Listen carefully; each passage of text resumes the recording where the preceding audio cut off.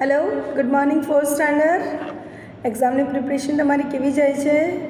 બધાની સરસ જાય છે ને? અને બધા સરસ રીતે પ્રિપેર કરજો. ઓકે, હવે આપણે સ્ટડીઝ પર આગળ વધીએ છીએ. પાઠ 14, લીલા પોપટનો જન્મ દિવસ. શેની વાર્તા કહી છે? એક લીલા પોપટ. પોપટનું નામ શું છે? લીલો. લીલા પોપટનો જન્મદિવસ. એના જન્મદિવસની એ ઉજવણી કેવી રીતે કરે છે, એને શું શું ઈચ્છા થાય છે, એવી એક નાની એવી સ્ટોરી આપણે આ વાર્તામાં જોઈશું. ચાલો રીડિંગ કરતાં કરતાં આપણે એને સમજીએ છીએ. લીલા પોપટનો જન્મદિવસ નજીક હતો. લીલાએ નક્કી કર્યું કે આ વખતે ઉજાણી કરવી છે. એને બર્થડે હતી એટલે લીલાએ ઉજાણી મતલબ એને સેલિબ્રેશન કરવું છે. જન્મદિવસના અભિનંદન એવું ગાતો જાય અને ગોળ ગોળ ઉડતો જાય. શું કરવું, કોને બોલાવવું, શું બનાવવું, એવા પ્રશ્નોનો વિચાર કર્યા કરે. તમને બધાને પણ આવા ક્વેશ્ચન્સ થાય ને કે મારી બર્થડે આ વખતે મારે સેલિબ્રેશન કરવી છે, હું કેવી રીતે કરું, કોને બોલાવું, મારા કયા કયા ફ્રેન્ડ્સને બોલાવું, મારી મમ્મી શું બનાવશે એના માટે, એવી બધી જે પ્રોબ્લેમ, જે સવાલો તમારા મનમાં ગુંજે છે એવા જ આ લીલાને પણ ગુંજે છે. આમ તો જંગલમાં બધા પશુ પંખી લીલાના દોસ્ત. બધા જ પશુ મતલબ જંગલમાં રહેતા હોય તો બધા જ પશુ અને પંખી એના દોસ્ત. લીલાનો સ્વભાવ જ એવો મોજીલો અને રમૂજી કે બધાને ગમે. આવો લીલા જેવો સ્વભાવ તમારે પણ રાખવાનો કે બધાને તમે ગમો, બધા જ તમને બોલાવે, તમારી સાથે વાતો કરે, તમારી સાથે હસી કરે, મજાક કરે, બધું જ કરે.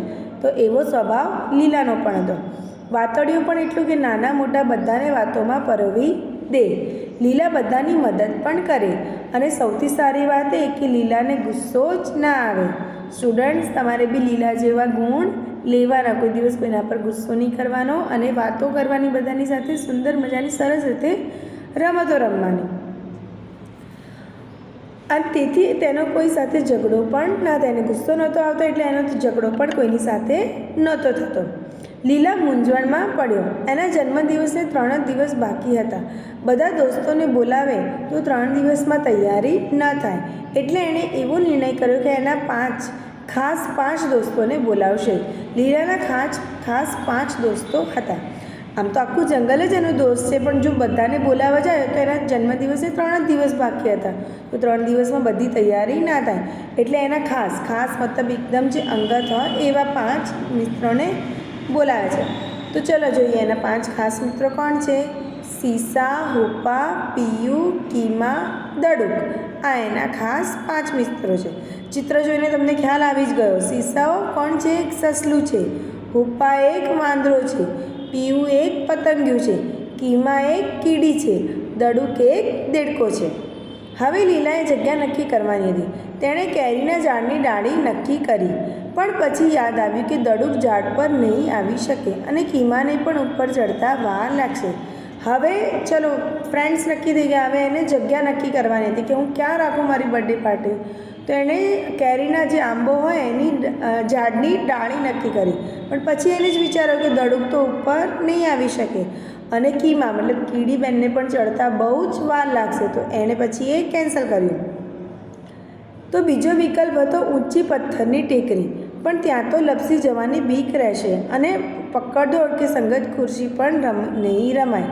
અચાનક લીલાને યાદ આવ્યું કે ખુલ્લી સપાટ ઘાસવાળી જગ્યા તો દડુકના તળાવની બાજુમાં છે. ત્યાં લીલુંછમ ઘાસ છે, ઠંડક પણ છે અને બધી બાજુ ફૂલો પણ સરસ ખીલ્યા છે. પછી એને થયું કે પથ્થરની ઊંચી ટેકરી પર તો આપણે લપસી પણ જવાય અને સંગીત ખુરશી કે પકડમ પકડી આપણે રમવું હોય તો આપણે રમી ના શકીએ. પછી એને જ યાદ આવ્યું કે દડુકની બાજુમાં જે તળાવમાં દડુક રહે છે એની બાજુમાં સરસ મજાની સપાટ જમીન છે અને એમાં લીલું ઘાસ ઉગેલું છે. તો એણે ત્યાં જ એની બર્થડે પાર્ટી રાખવાનું નક્કી કર્યું. જગ્યા નક્કી થઈ ગઈ. તો હવે વાનગીઓ નક્કી કરવાની રહી. હવે ચલો એની જગ્યા પણ નક્કી થઈ ગઈ. હવે શું એ વાનગી મતલબ હવે એને શું રાખવું છે એ નક્કી કરવાનું છે. લીલાને એવું હતું કે બધાનું ભાવતું ભોજન કરાવે. એ તો સહેલું હતું. હુપ્પા માટે કેળાની લૂમ, સીસા માટે તાજા મીઠા ગાજર, પીયું માટે તો ફૂલો છે જ, કીમા માટે સાકરના ટુકડા. પણ દડુકભાઈનું શું? દડુકભાઈ શું ખાય છે? એટલે એ થોડો કન્ફ્યુઝ થઈ ગયો કે હવે હું દડુકભાઈ માટે શું કરું. બાકી બીજા બધા મિત્રો માટે એને સરસ વિચારી લીધું. હુપ્પા માટે લૂમ વિચારી લીધી કેળાની, સીસા માટે ગાજર, મીઠા ગાજર, પીવું તો ત્યાં ફૂલોનો રસ મતલબ પતંગિયું છે તો એ તો ફૂલોનો રસ ચૂસશે, કીડી મતલબ કીમા માટે એણે સાકરના ટુકડા એરેન્જ કરી લીધા. છેલ્લે લીલાએ કઈ રમત રમવી એ નક્કી કરવાનું રહ્યું. તેણે વિચાર્યું કે સંગીત ખુરશી, પકડદોડ અને ખોખોમાં બધાને મજા આવશે. 3 ગેમ પણ એણે વિચારી લીધું. જો આ કેવા નાની, ભલે આ સ્ટોરી છે પણ આવું સેમ તમે તમારા ઘરે પણ કરી શકો છો. જો તમારા ઘરે બર્થડે પાર્ટી હોય તો તમે પણ આવું બધું નક્કી કરી શકો છો. મારા ફ્રેન્ડ્સને ભાવતું ભોજન બનાવીશ, મારા ફ્રેન્ડ્સને ગમે એવી રમતો રમીશું, બધા સાથે મળીને કંઈક નવું શીખશું, નવી રમત રમીશું, એવું તમે પણ ડિસાઈડ કરી શકો છો. જન્મદિવસના આગલા દિવસે લીલાને જઈને આ 5 દોસ્તોને આમંત્રણ આપ્યું. તેઓ બધા ખૂબ જ ખુશ થઈ ગયા અને બીજા દિવસના સૂરજ ઉગવાની રાહ જોઈને બેઠા. બધા હેપ્પી થઈ ગયા કે ચલો આપણે લીલાના જન્મદિવસમાં જવાનું. એને આમંત્રણ મતલબ બધાને ઇન્વિટેશન આપી દીધું છે. જન્મદિવસે સવારે વહેલા લીલો સવારે વહેલા ઉઠી ગયો.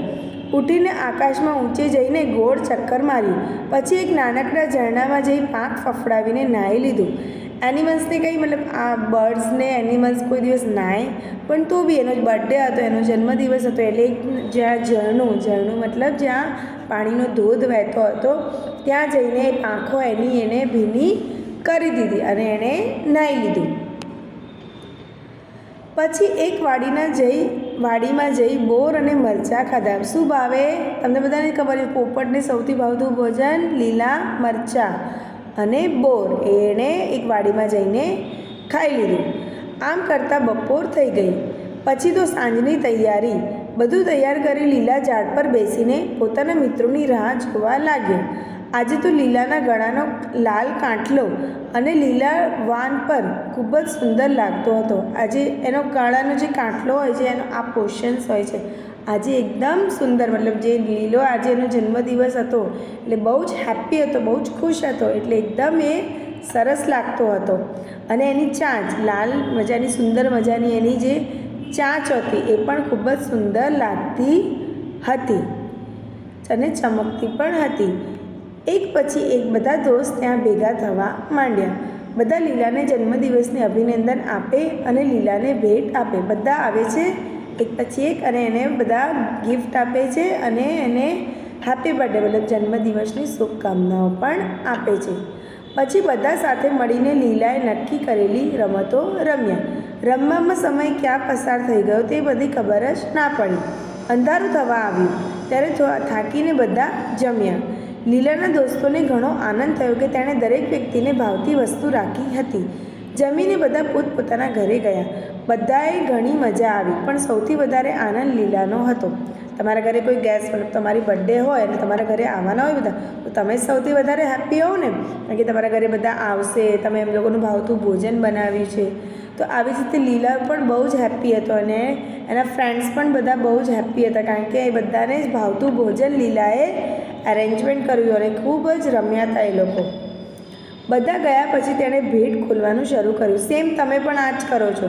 તમારા ઘરે ગેસ્ટ બધા જતા રહે પછી તમે બી 1 by 1 બધાની ગિફ્ટ ખોલો છો. એવી જ રીતે લીલાએ પણ બધાની ગિફ્ટ ખોલવાનું શરૂ કર્યું. સીસાએ તેને એક નાનકડો પોચો તકિયો ભેટમાં આપ્યો હતો. નાનકડો પોચો તકિયો જે આપણે સૂવા માટે જે ઓશિકાનો યુઝ કરીએ છીએ એવો એ સીસાએ એને તકિયો આપ્યો હતો. પીયુ એક નાની સુગંધીદાર અત્તરની બોટલ આપી હતી. પીયુ મતલબ પતંગિયા એને શું આપ્યું હતું? નાની એવી સુંદર મજાની અત્તરની બોટલ આપી હતી. હુપાએ દાંત પર લગાવીને ઝૂલાય તેવો હિંચકો આપ્યો હતો. હુપાએ એને સરસ હિંચકો આપ્યો હતો. તો કીમાએની ભેટ હતી ડોકમાં પહેરાય એવી નાનકડી ઘંટી આપી હતી કીમાએ એને. છેલ્લે દડુકભાઈની ભેટ ખોલી. તે તડકામાં પહેરી શકાય તેવા ચશ્મા હતા. જો કેવી સરસ સુંદર મજાની બધાએ ફ્રેન્ડ્સે એને ગિફ્ટ આપી છે. ભલે આ બર્થડે સ્ટોરીઓ પણ આમાંથી બહુ જ આપણને પણ શીખવા મળે છે કે તમે તમારા ફ્રેન્ડ્સને ગિફ્ટ આપો તો એવી આપો કે જે એને યુઝફુલ થાય, જે એને પહેરી શકાય, જે એને ઉપયોગમાં લેવાય. એટલે એવી આ બધાએ પણ એને સુંદર મજાની ભેટો આપી હતી. ભેટ જોઈને લીલાના આનંદનો પાર ન રહ્યો. તો બહુ જ ખુશ મતલબ એકદમ હેપી હતી કે મારા ફ્રેન્ડ્સે બધાએ મને બહુ જ સરસ સુંદર મજાની ગિફ્ટ આપી છે.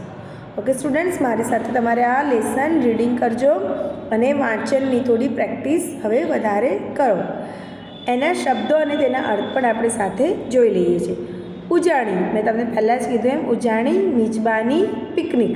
જે પિકનિક પર આપણે જઈએ છીએ, ઉજાણી કરવા જઈએ છીએ તે. અભિનંદન, ધન્યવાદ, શાબાશી, કોંગ્રેચ્યુલેશન્સ. કોઈને સારું થાય છે તો આપણે એને તરત કોંગ્રેચ્યુલેશન્સ કહીએ છીએ. મૂંઝવણ, ગૂંચવણ, કન્ફ્યુઝન મતલબ એ કન્ફ્યુઝન કહેવાય છે. નિર્ણય, ફેંસલો, નિશ્ચય, ડિસિઝન. વિકલ્પ, બે અથવા વધારે વિચાર. ઓપ્શન્સ તમને આપે છે ને ઓપ્શન્સ, વિકલ્પ પસંદ કરીને ખાલી જગ્યા એક ક્વેશ્ચન એના 3 ઓપ્શન્સ હોય, એવી જ રીતે બે અથવા વધારે વિચાર.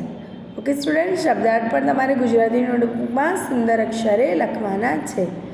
નેક્સ્ટ ટાઈમ ન્યૂ એક્સરસાઇઝ પર જઈશું. Okay, bye and thank you.